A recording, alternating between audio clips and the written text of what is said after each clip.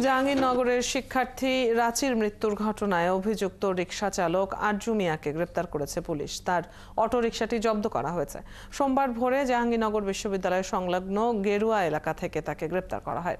Police জানায়, battery চালিত রিকশার ধাক্কায় বিশ্ববিদ্যালয়ের মার্কেটিং বিভাগের 53তম ব্যাচের শিক্ষার্থী আফসানা করিম রাচির মৃত্যুর ঘটনায় হওয়া মামলায় অভিযুক্ত রিকশা চালক আরজু মিয়াকে গ্রেপ্তার করে আদালতে পাঠানো হয়েছে। গেল 19 নভেম্বর বিশ্ববিদ্যালয়ের কলা ভবনের সামনে ব্যাটারি চালিত অটোরিকশার ধাক্কায় আহত হয়ে হাসপাতালে নেয়ার পথে মারা যান রাচি। এই ঘটনায় বিচারের দাবিতে কয়েকদিন ধরেই আন্দোলন করে আসছে তার সহপাঠীরা।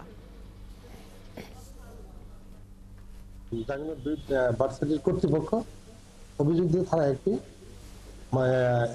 অ্যাক্সিডেন্ট মামলা, তারই আলোকে আমাদের গতকালকে গেরুয়া থেকে একজন রিক্সা চালককে গ্রেপ্তার করা হয়েছে। তাকে আজকে তার রিক্সা সহ তাকে গ্রেপ্তার করা হয়েছে। তাকে আজকে বিজ্ঞ আদালতে সোপর্দ করা হয়েছে।